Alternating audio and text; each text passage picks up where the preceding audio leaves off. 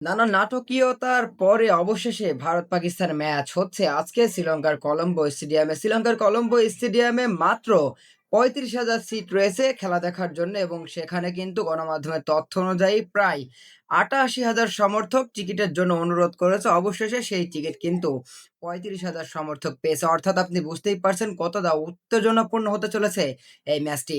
মূলত ভারত-পাকিস্তান ম্যাচকে ঘিরে আইসিসি যত বেশি উপার্জন করে, বাকি সবগুলো ম্যাচ মিলেও এত উপার্জন হয় কিনা তাতেও সন্দেহ রয়েছে। সেজন্যই তো ভারত-পাকিস্তান ম্যাচ নিয়ে এত বেশি আলোচনা সমালোচনা।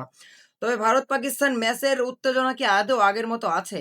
কেননা টি-টোয়েন্টি বিশ্বকাপের ইতিহাস তো বলছে অন্য কথা। কেননা সেখানে মোট ৮ বার টি-টোয়েন্টি বিশ্বকাপের মঞ্চে দেখা হয়েছে ভারত-পাকিস্তানের, যেখানে ভারত ৭ বার জয় পেয়েছে, পাকিস্তান জয় পেয়েছে মাত্র ১ বার। তবে ভারতের সাম্প্রতিক পারফরম্যান্স এবং পাকিস্তানের সাম্প্রতিক পারফরম্যান্স বিবেচনা করলে আপনি বুঝতে পারবেন আজকের ম্যাচটা অনেক বেশি টাইট হবে। আজকের ম্যাচটা অনেক বেশি জমজমাট হওয়ার সম্ভাবনা রয়েছে।